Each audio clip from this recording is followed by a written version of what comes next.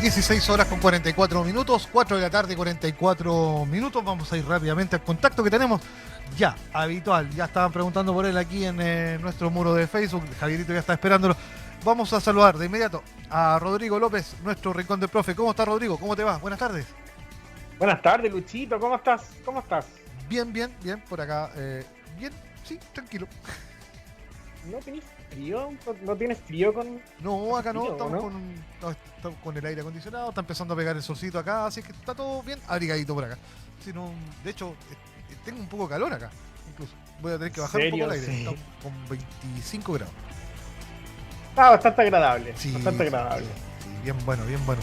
¿Cómo estamos con las novedades del mundo de la cultura para el día de hoy, Rodrigo? Hoy estamos súper... Bueno, ¿sabes qué? Como ya empezado un poquito el desconfinamiento, yo dije, no, tenemos que hablar de algunos lugares de la región y contar alguna historia de los lugares de la región porque son importantes, porque de cierta manera tenemos que visitar en algún momento. O si lo hemos visitado, fantástico. Así que déjame contarte qué viene en el programa de hoy. Vamos a hablar de lugares históricos de la región. Yo sé que se me van muchos, quizá esta sea como una parte uno, porque quizá algún auditor me va a decir, oh, pero no hablaste de este lugar. No, paciencia, tranquilo, vamos a hablar, es como la parte uno, ¿ya? En nuestra sección de la comida de algún ilustre vamos a hablar de la comida favorita de Luis Borges. La comida favorita del escritor Luis Borges, este escritor argentino. Jorge Luis Borges. Jorge Luis Borges, claro, Jorge Luis Borges. Sobre nuestra sección de música tenemos la música de protesta de Bob Dylan. Grande Bob Dylan, ¿o no? Bueno, Un grande Bob Dylan. sí, uno de los... Sí, vamos a recomendar una película que se llama Almirante Yamato. Perdón, Almirante Yamamoto. Es una película que se llama Almirante Yamamoto. La voy a recomendar hoy día, es una película buenísima. También vamos a ver en nuestra sección del lenguaje el origen del nombre de algunos colores. Esto es muy interesante, Luchito. Saber de dónde viene el nombre de los colores que nos acompañan a diario. Bueno, todos tenemos un color favorito. Sí.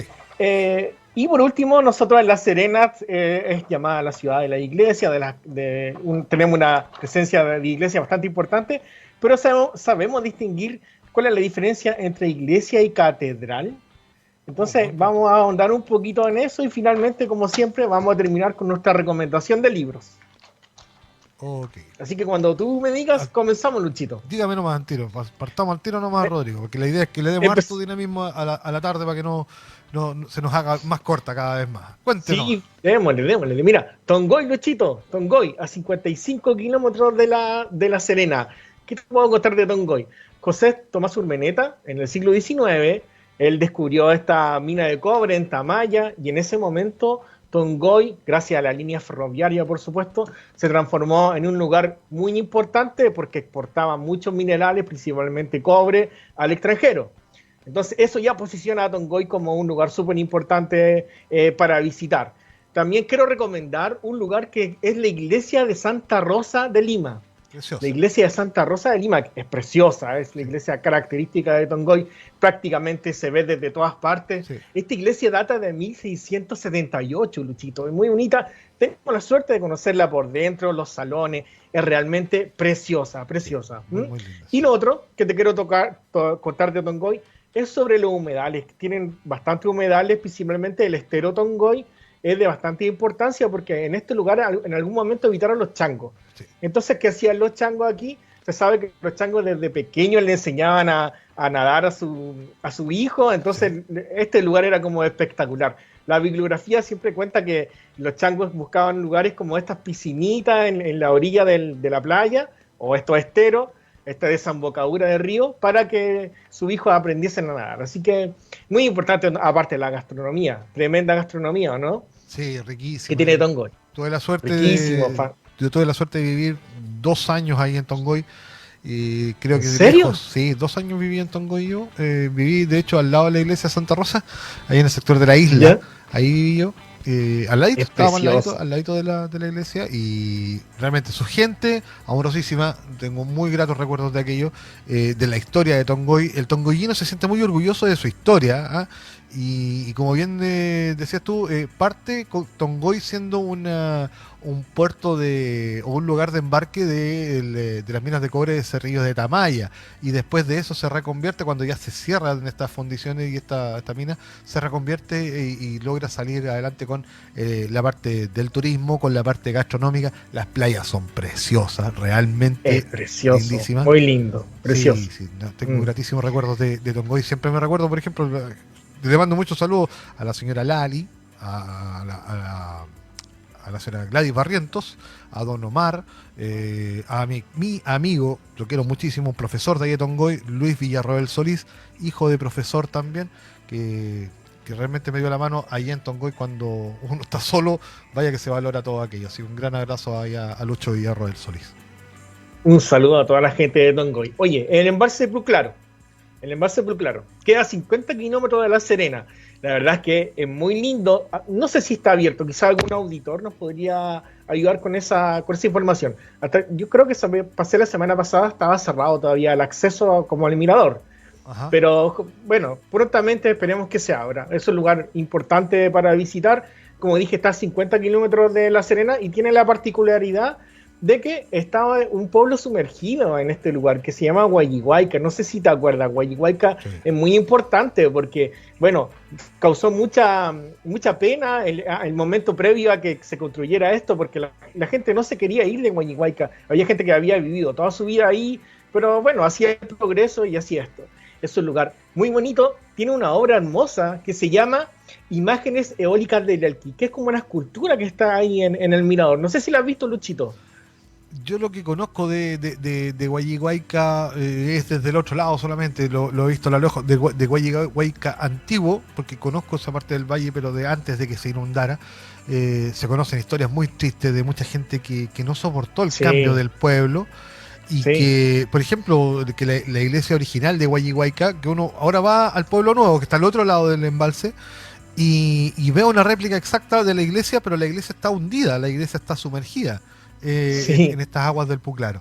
Así que hay mucha gente con mucha historia muy tristes por haber tenido que cambiar, pero es el precio del progreso.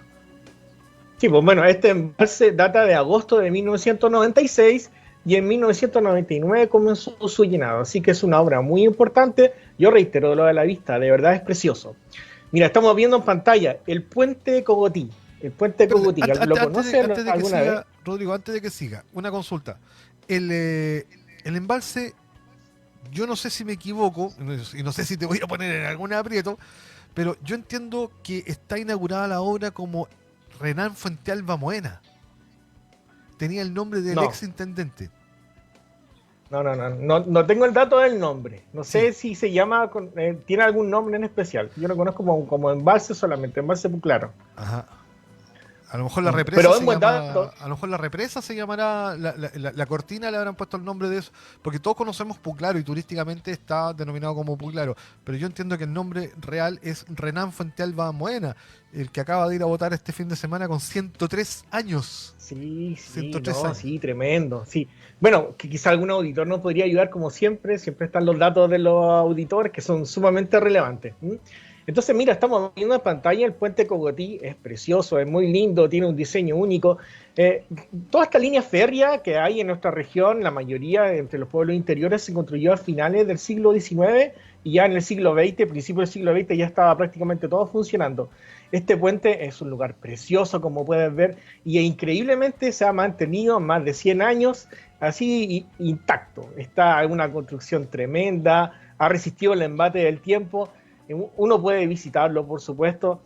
Obviamente es un lugar para estar desde lejos, no hay que acercarse mucho, pero la verdad es que es muy bonito, muy imponente, es precioso. Un lugar que uno tiene que conocer acá en la región. Queda a 15 kilómetros de Combarbalá, a 12 kilómetros de Combarbalá, ¿ya? Y destaca por su hermosa arquitectura y por su piedra. No tengo la suerte de conocerlo. ¿No? Pero si fuiste, tú me contaste que había ido con Combarbalá, ¿cierto? Sí, capaz que haya pasado por ahí, pero no me acuerdo. No te diste cuenta, ya. Hablemos de los vilos también. Hablemos de los vilos porque también es precioso, me encantan los vilos. Está a 250 kilómetros de La Serena, tiene muchas particularidades los vilos. Principalmente hace 5.000 años O sea, 5.000 años antes de Cristo, Luchito, ya existían asentamientos humanos en los Vilos. Y tú sabes que cerca, o por lo menos en Huerto de Lauquén, se han encontrado huesos de mamut, lo cual es muy interesante. Entonces, se cree que los humanos convivían y nuestros ancestros tenían de todo ahí en un lugar maravilloso, obviamente cubierto en esa época por bosques frondosos, pero muy lindo. Y lo otro que te quiero contar, que hay un lugar que yo recomiendo visitar de los Vilos, que es el muelle ferroviario. Hay un muelle ferroviario que es donde el tren llegaba hasta el mismo muelle, pero Luchito, hasta el mismo muelle, hasta ahí, hasta la orilla del mar, y cargaba el mineral hacia los barcos. Y todavía existe. Y tiene muchas historias que contar, así que invito a la gente a conocerlo también. También está la estación de Monte Patria, muy lindo. Monte Patria es precioso, me encanta a mí. Mira, Monte Patria queda a 33 kilómetros de valle y su estación queda a 2 cuadras del pueblo. La verdad es que es muy bonita. El pueblo de Monte Patria data de aproximadamente 1735. Se dice que era una estancia del señor Gaspar Marín. Es un lugar muy bonito que yo invito a conocer. Y ¿sabes qué pasó en Monte Patria también, que es importante para la historia? Es que existieron escaramuzas en nuestra guerra de independencia.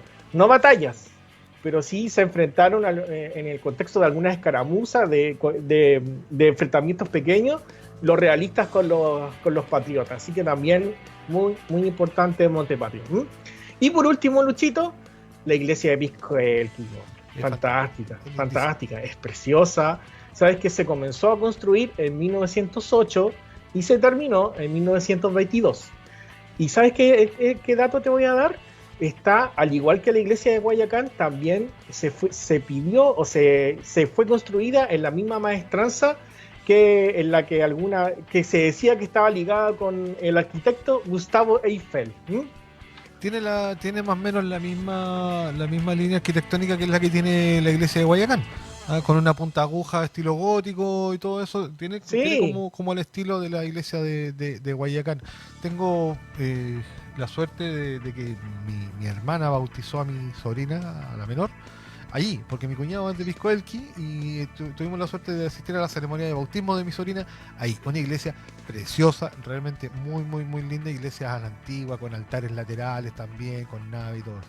Así que muy, muy linda la iglesia de Guayacán. Mira, por acá Juanito Yáñez me confirma, me dice que sí, que el tranque se llama así, que el tranque se llama Renan Fuentealba Moena.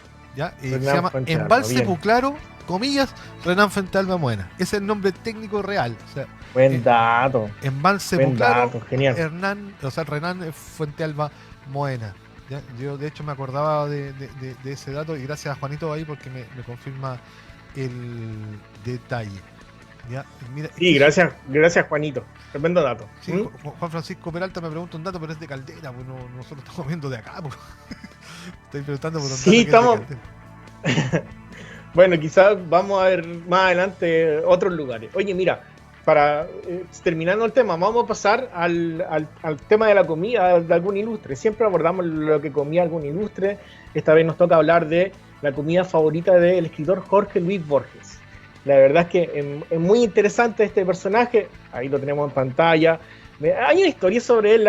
Tiene que ver principalmente con el rechazo de la comisión que otorga el Nobel, porque en algún momento él estuvo nominado para recibir el Nobel y lo que dijo la Comisión Europea, la Comisión Sueca, sobre el rechazo al Nobel, que finalmente no ganó, pero es importante decirlo que estuvo a punto, es que consideraban su obra un poquito exclusiva para alta alcurnia o para personas preparadas. La crítica que le hicieron es que sus libros no son para todo público, son para personas que necesitan un poquito más de conocimiento. Entonces, eso fue, por supuesto, bastante criticado, porque dentro de todo, Jorge Luis Borges no es tan complejo de leer. No es un personaje, sus libros no son tan complejos. Bueno, pero déjame encontrarte un poquito de la vida y te voy a contar qué es lo que comía él, porque te vaya a sorprender. Él, la verdad es que estuvo rodeado de libros, creció rodeado de libros cuando chico. Su papá era abogado, su mamá tocaba el piano de manera muy magistral. Entonces él se fue a Europa porque el papá tenía problemas a la vista, se fue a operar. Esto fue en 1919. Entonces ahí él tuvo bastante contacto con el mundo intelectual también, era bastante joven, pero al llegar a Argentina se encuentra con este movimiento que se llama el ultraísta, el movimiento ultraísta. No sé si lo has escuchado alguna vez. Este movimiento trata básicamente, era un movimiento contra la modernidad y digamos que literariamente contra los valores del cristianismo. También un poco contra el marxismo también. Se encuentra con este movimiento en España, en Europa, y él lo trae para Argentina y entonces se transforma en escritor de bastante renombre. Lo otro que te quiero contar es que él trabajó como agregado cultural o promoviendo la cultura, trabajó en la revista Proa, trabajó en el diario de la Prensa, pero su principal empleo, el que tiene que ver en relación más con lo que es él, es que él estuvo a cargo de la Biblioteca Nacional entre 1955 y 1973, obviamente de Buenos Aires, de la ciudad de Buenos Aires, y también fue catedrático de la Facultad de Letras y Filosofía de la Universidad de Buenos Aires. Es un tremendo escritor y yo siempre trato de sumergirme en la mente de estos personajes y busqué la manera y pienso que leyendo algún par de frases célebres de él lo vamos a entender mejor. Mira, Luchito, presta mucha atención. Esto lo dijo Jorge Luis Borges, por favor. Uno no es lo que es por lo que escribe, sino por lo que ha leído. Soñar es la actividad estética más antigua. No hables a menos que puedas mejorar el silencio. Genial esto. No hables a menos que puedas mejorar el silencio. Es como Enjoy the Silence de Depeche Mode, ¿o no? Más Una cosa así. Sí. Más o menos, ¿no? Los poetas, como los ciegos, pueden ver en la oscuridad. Cuando los escritores mueren, se convierten en libros. Mira lo que dice, que los escritores cuando mueren se convierten en libros. Después de todo, no es una encarnación tan mala. Estar contigo y no estar contigo es la verdadera manera en la que yo tengo para medir el tiempo. Fantástico eso. Parece sacado como de Neruda, pero no, lo dijo Jorge Luis Borges. Pienso que leer un libro no es menos experiencia que viajar o enamorarse. El fútbol es popular porque la estupidez es popular. Esa era su visión del fútbol, totalmente opuesta a la de Eduardo Galeano. Y por último, te quiero contar que a él le fascinaban los ravioles, pero no le gustaban los ravioles con carne precisamente, le gustaban con pollo. Y era fanático de estos ravioles, Luchito, los comía ahí, bueno, cerca de su casa había una fábrica de estos ravioles y había un restaurante que tiene bastante tradición, que es el restaurante Pratos. Y ahí él asistía y comía estos ravioles y la verdad es que le fascinaban. Bueno, yo creo que a casi todo el mundo le gustan los ravioles. No sé si es tu caso, ¿no? No soy mucho de ravioles, más bien me gustan los gnocchi, me gusta strozzapreti, me gusta el fettuccine, pero no soy mucho de ravioles. Me gustan, sí, pero no, así no mataría por unos ravioles, menos de pollo. Bueno, la verdad es que son bastante ricos. Oye, hablemos de otro grande, de Bob Dylan. No, espérate un poquitito. Espérate un poquitito. Lo que pasa es que Jorge Luis Borges es un personaje que no podemos pasar así tan rápido.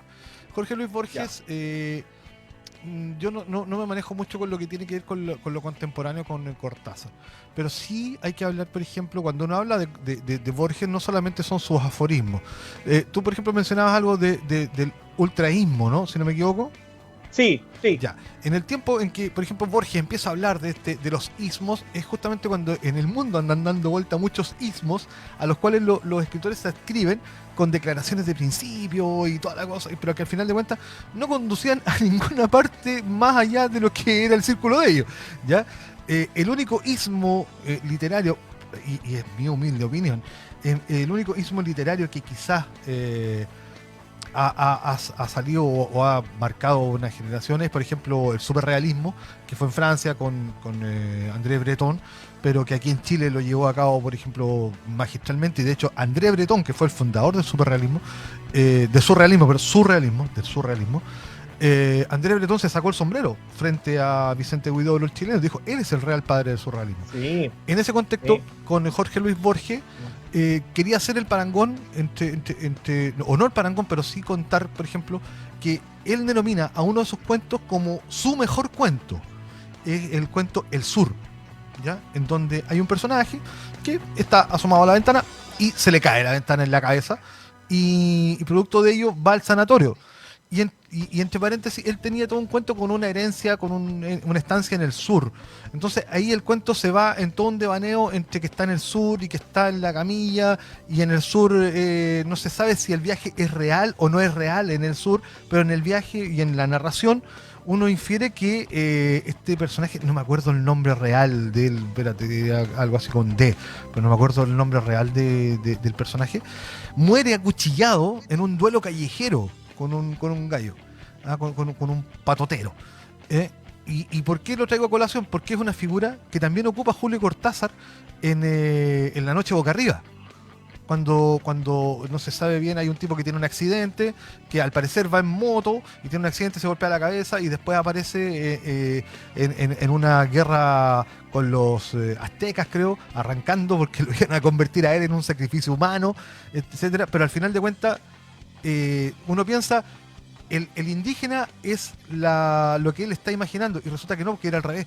El indígena está imaginando que él va en una moto y todo el cuento. ¿Y por qué? Porque, por ejemplo, él nunca dice moto. Él habla de un insecto que zumbaba entre sus piernas y que lo transportaba. No habla de la moto. Entonces, son dos genialidades.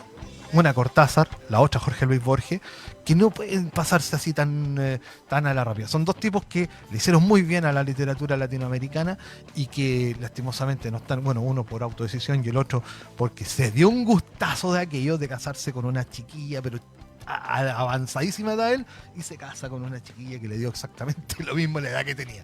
Así que Borges, un maestro. Sí, un maestro, verdaderamente. Todo lo que tú dijiste maravilloso, y yo quiero agregar que alguna vez le preguntaron a Borges cuál había sido el evento de su vida. Y eso hay que recalcarlo mucho. Él era muy cercano a los libros y dijo que en la biblioteca de su padre fue el evento más importante que le ocurrió en su vida. Así que, no, tiene razón, comparto contigo, Luchito. Y ahora sí pasemos a Bob Dylan, ¿o no? Sí. Mira, sí. Bob Dylan nació el 24 de mayo de 1941. Él se caracteriza por la música de protesta. Su verdadero nombre es Robert Allen Zimmerman. Así como se llama él. La verdad es que pocos saben, pero él era judío. Así que eso es muy relevante. El nombre de Bob Dylan está inspirado en un escritor que se llama Dylan Thomas. Y también Dylan tomaba como ídolos, fueron muy importantes para él, Marlon Brando y James Dean. La verdad es que Bob Dylan es muy importante dentro de la música folk. Pero, ¿te acuerdas, Luchito, que alguna vez yo traje a la palestra a Martin Luther King y dije que te conté que una mujer lo inspiró mucho, que se llamaba Rosita Parks, esta mujer que no quiso ceder el asiento a un hombre de blanco, era una ley, estaban obligados en la década del 50 la persona de color a hacer eso, y causó todo un movimiento de rebeldía, de protestas sociales. Bueno, también la figura de Bob Dylan está ligada a una mujer que se llama Odetta Holmes. Y esta señorita Odetta es una folclorista, bueno, folk. El folk se entiende como música folclórica, pero con un poquito de tintes contemporáneos. Odetta era maravillosa, Luchito, era una mujer también súper importante de la década del 50. Ella se dedicó a luchar por los derechos civiles. Era fantástica porque ella estaba en su casa ordenando y todo, haciendo las cosas, y a veces iba con su delantal a tocar, pues en una época donde las mujeres, por supuesto, no podían hacer mucho, pero ellas de todas formas le tuerce la mano al destino, y con esto del folk cambia un poco, invita a pensar a la gente en los derechos civiles, a cuestionar muchas cosas, y muy importante. Bueno, ella fue muy importante para Bob Dylan, así que hay que recalcarlo mucho. Nunca hay que olvidarse de esta famosa Odetta. A todo esto, Odetta quería cantar. Ella tenía el sueño de cantar cuando estuvo a punto de cantar cuando asumió el presidente Barack Obama, pero lamentablemente murió un poquito antes, así que no pudo cumplir su sueño. Bueno, otro ídolo que tenía Bob Dylan se llamaba Woody Guthrie. Y Woody Guthrie era famoso porque en su guitarra tenía escrito, bueno, por supuesto que a pesar de que Bob Dylan nació asociado con el tema del movimiento de izquierda y todo, yo voy a explicar que él no tiene nada que ver con eso, ¿ya? Pero sin embargo, uno de sus ídolos que se llama Woody Guthrie él tenía escrito en su guitarra: esta máquina mata fascistas, así lo tenía, y él se le llamó mucho la atención, y él se acercó a él, por supuesto lo conoció, bueno, lo conoció cuando ya estaba en el psiquiátrico, así que lamentablemente, pero de todas formas le creó una canción, que entonces eso es muy importante. Lo otro es que la vida de Bob Dylan cambia cuando él llega a Nueva York, en 1961, ahí él escribe una canción, de hecho, que se llama Talking en New York, como caminando en Nueva York. Y también tocó en muchos lugares. Uno de los más famosos es el Café Wha. También es muy importante decir que su primer disco lo grabó en solo 6 horas, Luchito. 6 horas. No se demoró nada. Bueno, solamente con su guitarra y su armónica. Histórico esto, porque le costó al estudio de Columbia cerca de $400 grabar el primer disco, y fue un verdadero éxito. También cuando Martin Luther King pronunció su famoso discurso, ese famoso discurso de Have a Dream, yo tengo un sueño, en 1962, ahí estaba Bob Dylan también apoyando a Martin Luther King. Entonces, Bob Dylan es muy importante porque denunció muchas cosas, como la guerra de Vietnam, las injusticias sociales, y lo plasmó en su música. De hecho, él fue tan importante y tan influyente que muchos artistas, incluyendo los Beatles, cambiaron su manera de escribir cuando entraron en contacto con Bob Dylan. Así que es muy importante. Por ejemplo, déjame darte un ejemplo. Por ejemplo, ¿sabes qué hizo? ¿Qué es lo que sucedió? En Strawberry Fields Forever, John Lennon es como una canción autobiográfica. Y Penny Lane sería como la contraparte de lo que escribe John, de Paul.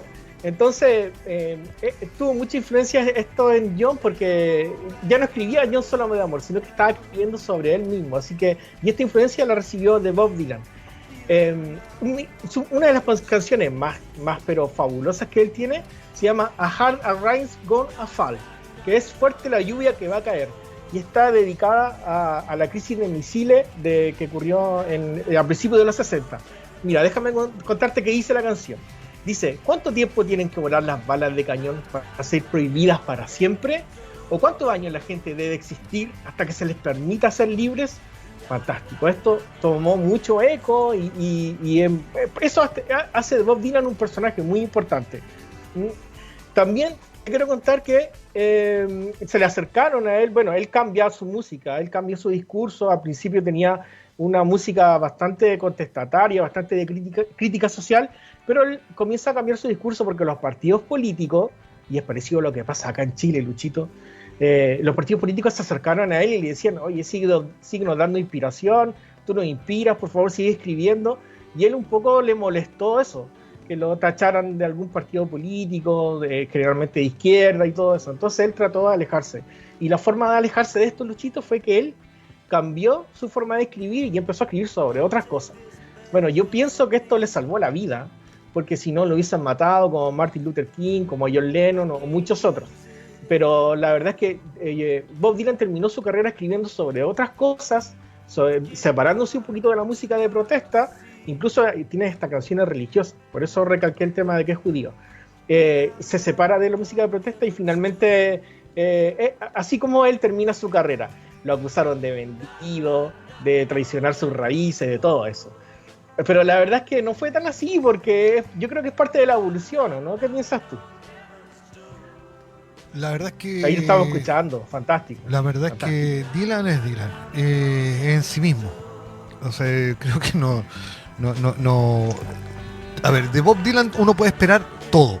De hecho, él es un cantante, es un tipo que tiene un pensamiento propio, un tipo que se desarrolla artísticamente en su ámbito, pero resulta que nos encontramos con una sorpresa, que él es el último premio Nobel de literatura del año pasado, porque ya tenemos ahora uno. Sí, el premio Nobel de literatura. Entonces, pero ¿cómo diablos le dan un premio Nobel de literatura a un cantante? Y es justamente por toda su poética, por sus letras. Entonces, Bob Dylan es quizás un artista que nació fuera de foco, a un artista que quizás no estamos preparados, creo yo, porque hay que sumergirse mucho todavía para lograr entenderlo bien al 100%. Influye, fue un influjo grande, por ejemplo, claro, como para la temática de los Beatles, por ejemplo, y para muchos otros. De hecho, no es casualidad que Guns N' Roses haya querido tomar esta canción que estamos escuchando de fondo, que es un cover, claro. Knocking on the Heaven's Buenísimo Door, igual. y la haya reversionado, y así muchas canciones de él que están reversionadas. Entonces, creo que Bob Dylan es un tipo que marca la línea, marca la tendencia y la va a seguir marcando durante mucho tiempo más. Quizás su más grande éxito sea Like a Rolling Stone de 1965, que es una canción que suena mucho, es buenísima. Y por último, en el año 1969, él escribió Lady Lay, con mucha influencia del country. Bueno, ya estaba escribiendo sobre otras cosas, como te conté, ya no escribía sobre protesta.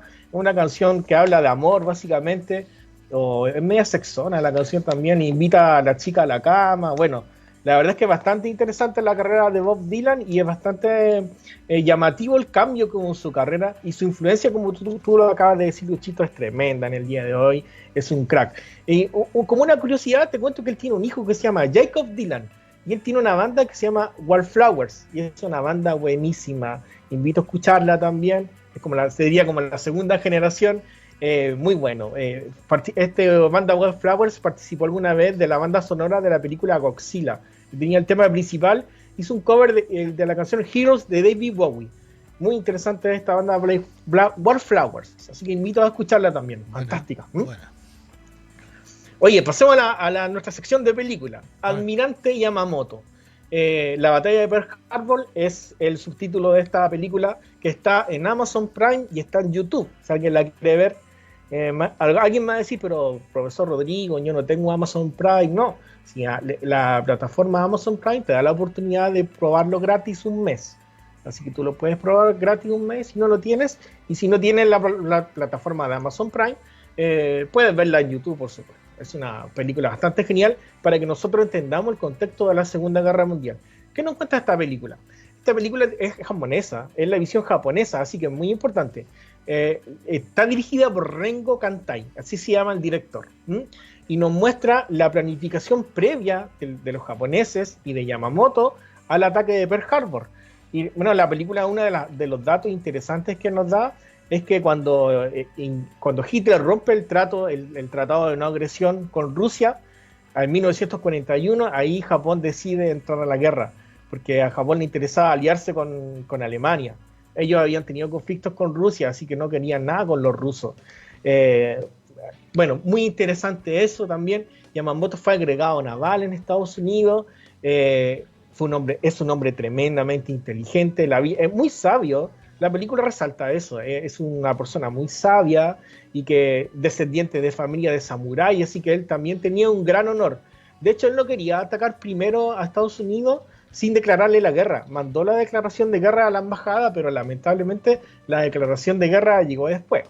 Bueno, y ahí el presidente Roosevelt acusó este acto de infamia, pero él siempre trató de mantener su honor, y lo otro que lo hace muy honorable, Luchito, es que él jamás quiso atacar blancos civiles, así que eso es muy muy importante, con todo lo contrario a lo que hacían el resto de los ejércitos, incluyendo el estadounidense. Sí.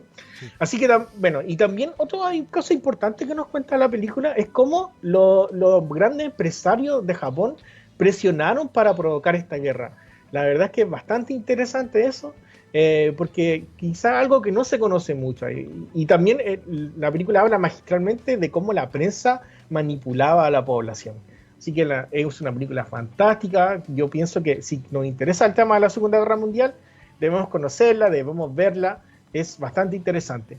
Y por último, te quiero contar que Yamamoto murió en el año 1943, el 18 de abril, y un ataque sincronizado increíble de estos aviones de P-38. Esto fue un ataque a la isla Salomón, donde él estaba.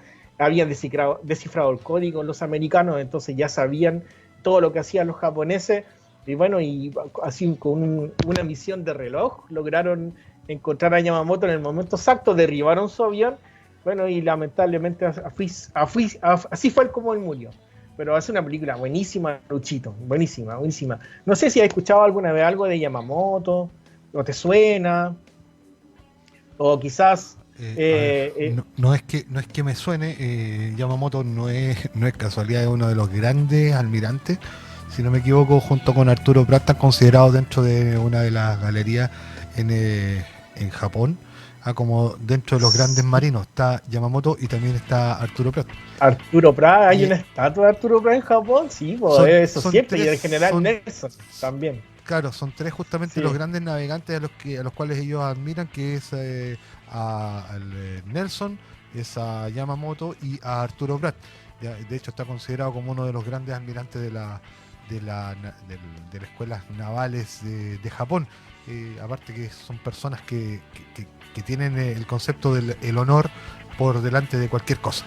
Así que bien, sí, fantástico. Yamamoto no es... Mira, otro de los... Bueno, deja contarte lo último para cerrar el tema de Yamamoto. Él no quería entrar en guerra con Estados Unidos. Él conocía el poder industrial que tenía Estados Unidos, pero lamentablemente él fue presionado por el emperador y por todas las personas que sí querían esta guerra, que la consideraban necesaria. Entonces el gran miedo de él era ver destruido Japón, porque él sabía que existía grandes probabilidades de que ellos perdiesen con Estados Unidos.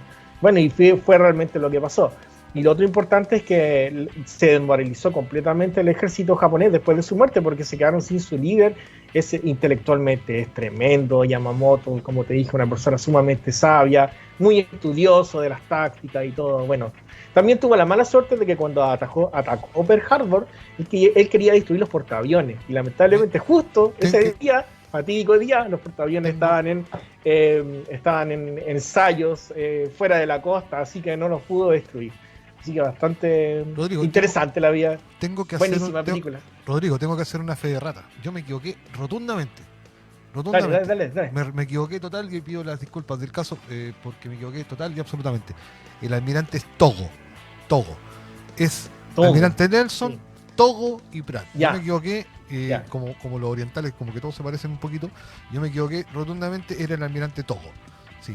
Totalmente, y pido las disculpas del caso, fue por la memoria que me falló, luego me entró como la pequeña duda y empecé a buscar, y es Togo el almirante japonés al que ellos admiran, el almirante Togo.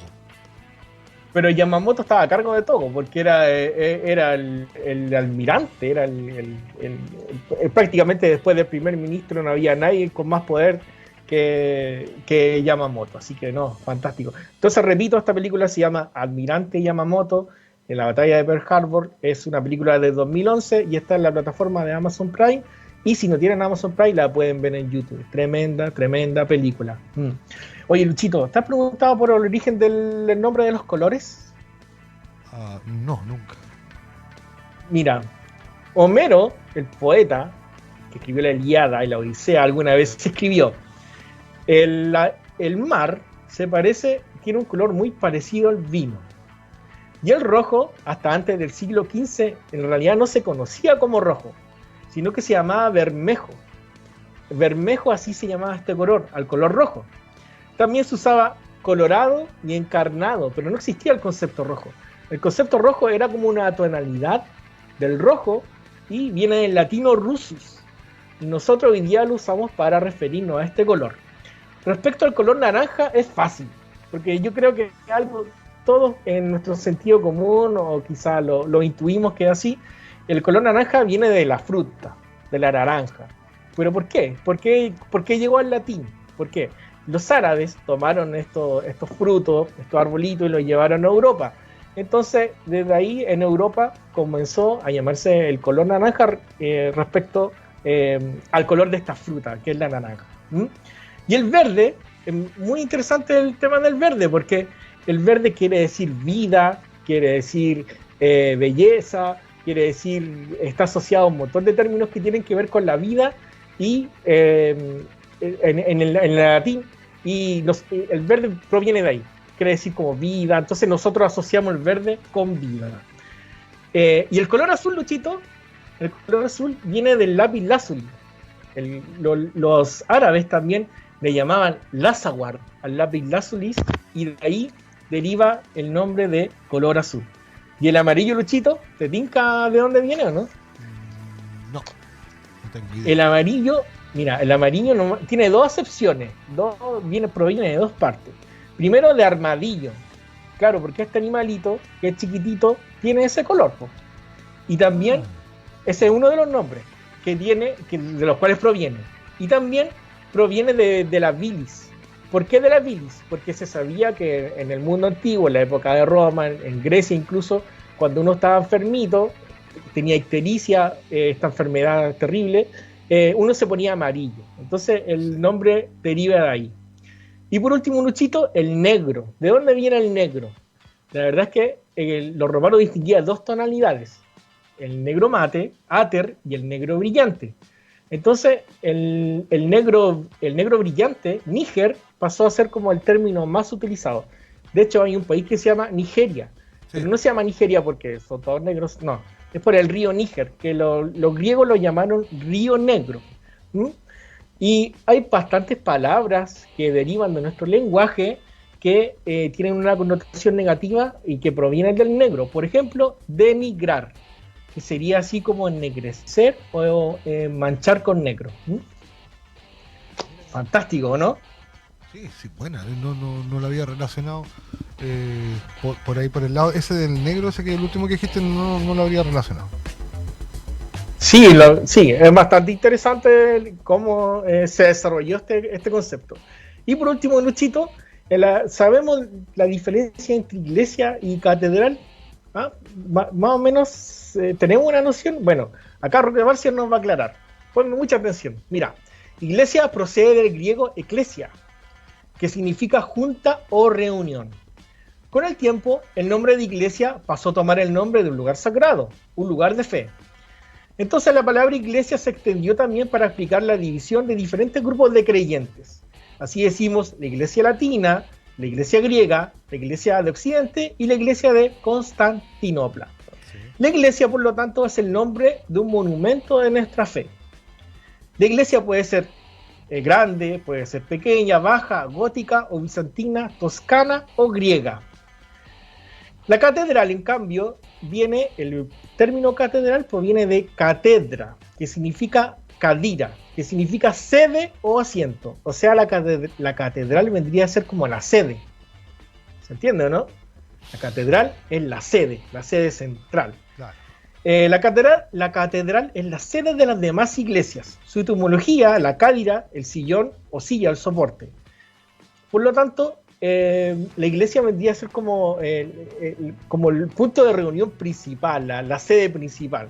Y nosotros tenemos una hermosa catedral acá en La Serena, es preciosa, a mí me encanta, construida con piedras, data de 1844, pero fue construida sobre una construcción que databa también de 1549, así que es muy, muy, muy antigua. ¿Mm?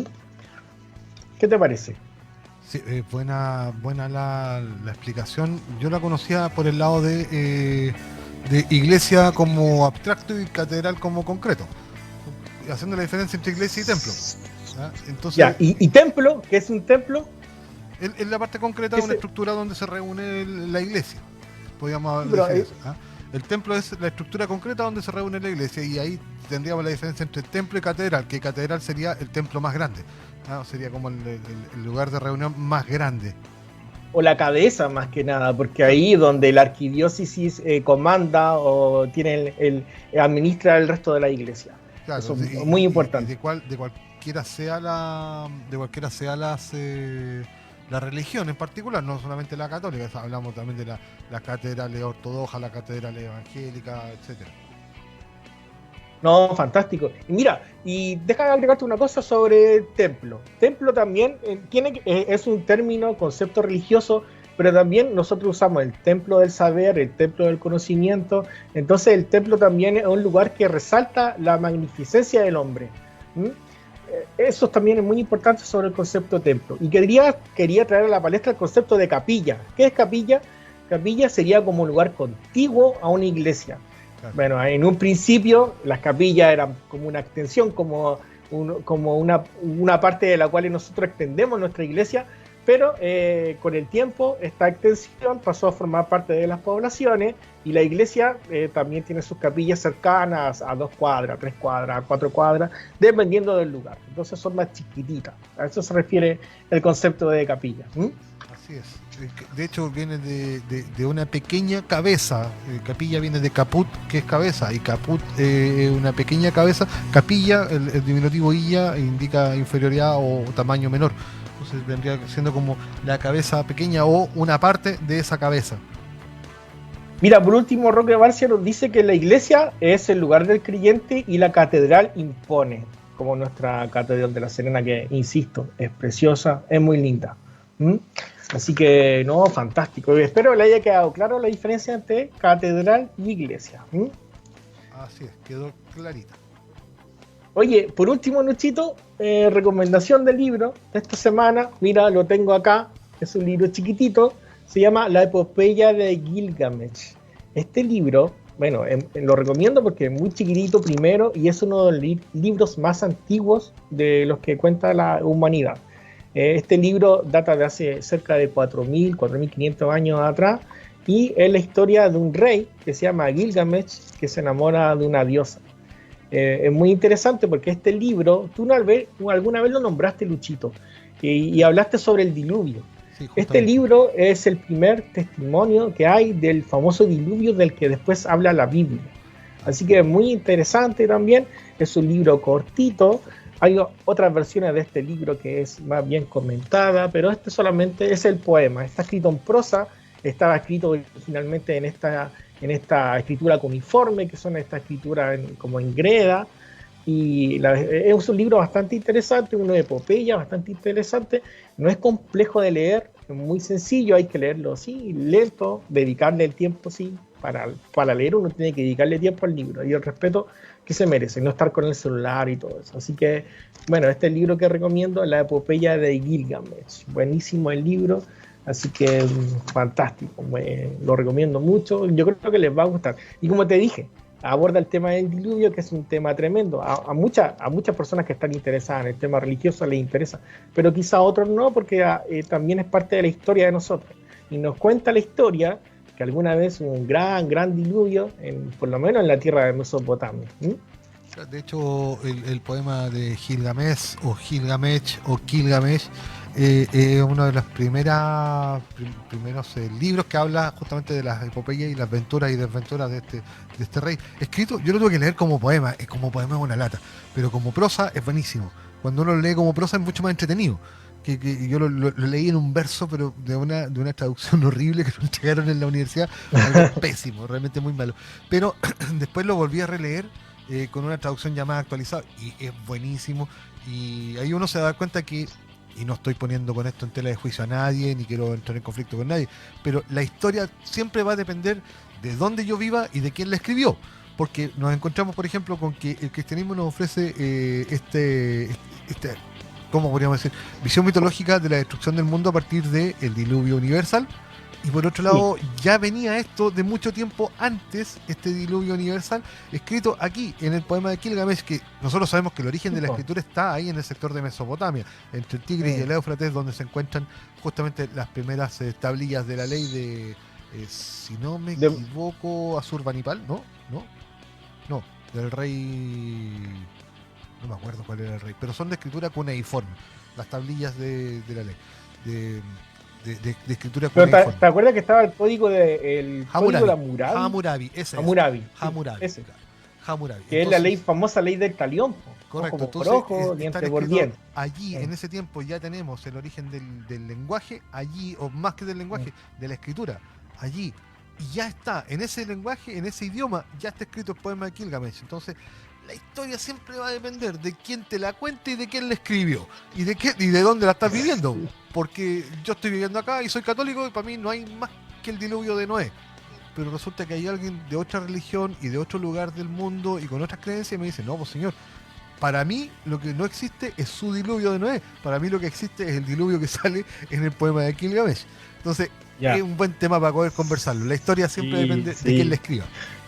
Ya sé a dónde va el Luchito, y eso no hay sí, pues, el punto es que si uno no cree en Dios, el tema es que igual hay un relato del diluvio y al parecer fue un hecho sumamente importante y sumamente narrado, y que nos cuenta el poema de Gilgamesh, nos habla sobre este evento importante que acaeció alguna vez en la historia de la humanidad. Sí. Así que, y resalto de nuevo, lo repito, es un libro cortito, tendrá 70 páginas y es chiquitito. Yo lo he visto, mira, lo vi alguna vez en la Feria del Libro de Ana Serena, como 2.000 pesos, 3.000 pesos, y para empezar la lectura sobre cosas del mundo antiguo es fabuloso. Así que, nada, Luchito. Oye, y por último, Luchito, te quiero recomendar un canal de YouTube muy bueno, que sería como una especie de Jurassic Park, pero en YouTube. Porque habla de esto, de la música de los 60, de los 70, de los 80. Se llama La Hemeroteca. La Hemeroteca.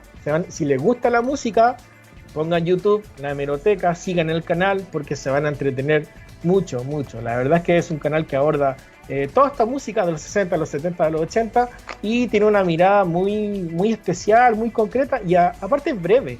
No son documentales largos ni no tan largas. En 10 minutos, en 5 minutos aborda las bandas, diferentes bandas de esta época, de esta década, y es muy interesante el canal. Así que lo recomiendo mucho. Se llama, lo repito, La Hemeroteca.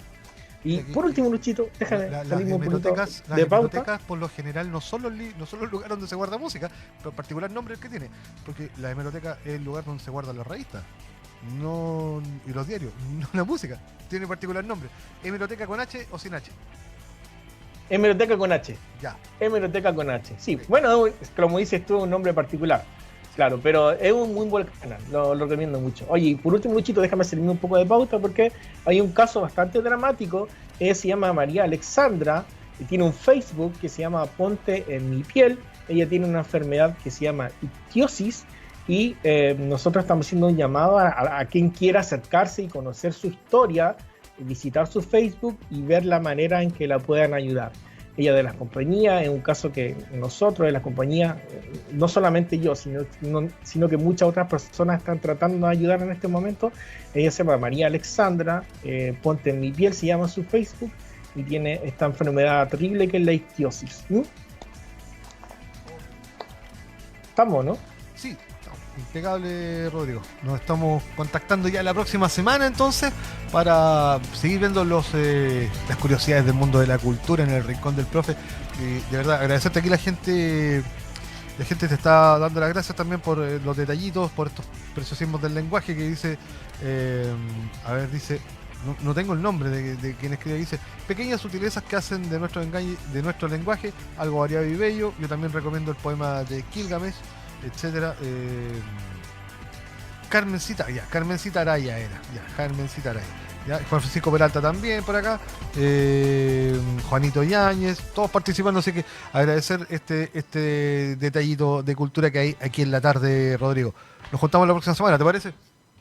Genial, Luchito. Oye, un abrazo grande, Luchito. Mañana es día de fútbol. Ahí, sí. Oye, un saludo a la gente de Coquimbo que ganó Coquimbo Unido. Es histórico, ¿cierto? El triunfo de Coquimbo. No, o sea, sí. Es que de local está de local. Ahora la gracia va a ser cuando la haga afuera. Esa es la gracia. La gracia es cuando jueguen allá. Tienen que ir a jugar a Venezuela y ahí ganar. Ahí sí que sería un tremendo, ya 2 quiebres históricos, porque logró ganar en El Salvador, que no lo había hecho nunca. Y ahora, no fue en El Salvador. ¿Dónde fue? Se me fue. Bueno, pero imagínate toda la propaganda, Luchito, que va a haber, no solamente del club de Coquimbo Unido, sino que de la ciudad, de la región, si es que Coquimbo Unido llega a subir a octavo o cuartos de final de este torneo. Así que no, fantástico. Yo estoy muy feliz. Fue en El Salvador, ahora sí me lo confirmé yo mismo, fue en El Salvador, porque Coreló hasta el AVE. Fue en El Salvador. Sí, Coquimbo está quebrando todas las rachas, está saliendo de perdedores ahora de la mano de JJ Rivera, que es su nuevo entrenador. Gracias a Dios parece que ya se está notando la mano. Ahora, hacer todos los que vivimos por acá, a tratar de empujar el carro del Club Granate, que le falta un empujoncito para empezar a salir de perdedores. Sí. Y empezar a alejarse de ser colista de esta tabla de posiciones. Sí, mira, por último, Luchito, yo siempre he sido un defensor de los equipos de la región. Alguna vez hablamos del ascenso del Club de Deportes Ovalle. Claro. Sería fantástico ver algún día a estos 3 grandes equipos de la región en primera división. Y por último, las divisiones sobre que yo soy serenense o coquimbano, yo creo que no vienen al caso. Nosotros tenemos que siempre ponernos la camiseta de la región, porque si nos va bien a todos, vamos a estar todos mejor. ¿No? Sí, de fondo. Hacer mejor para nosotros. De fondo esa es la idea, que apoyemos a los equipos regionales, cada uno con sus preferencias, pero siempre apoyando a los equipos regionales. Y ya, Luchito, un abrazo, nos vemos la próxima semana, amigos. Vale, Rodrigo, cuídate mucho, gracias. Un saludo a la gente que nos ayudó y participó. Muchas gracias a todos. Vale, gracias. Chau. Chau. Estábamos con contacto con Rodrigo López Rolando, nuestro profe, el Rincón del Profe, aquí en la ciudad no para. Usted lo espera, usted siempre está ahí pendiente de lo que se entrega en estos contenidos que prepara Rodrigo para poder dar ahí el toquecito, la pincelada de cultura que nos pueda ir faltando para el resto de la semana. Son las 5 de la tarde con 38 minutos, 17 horas y 38 minutos. Vamos a hacer una pequeña pausita y ya estamos de vuelta aquí en la Ciudad No Para. En un ratito más vamos a estar con la Susi, para que nos hable de estas 2 lunas llenas que tuvimos en esta semana, en este mes. También nos va a hablar de esta luna azul que se viene. Aquí siempre se ha hablado que la luna azul no es muy buena y todo eso y más, lo vamos a estar conversando a eso de las 18 horas con nuestra dulce brujita, con nuestra querida Susi Contreras. Ahora vamos a la pausa y ya volvemos.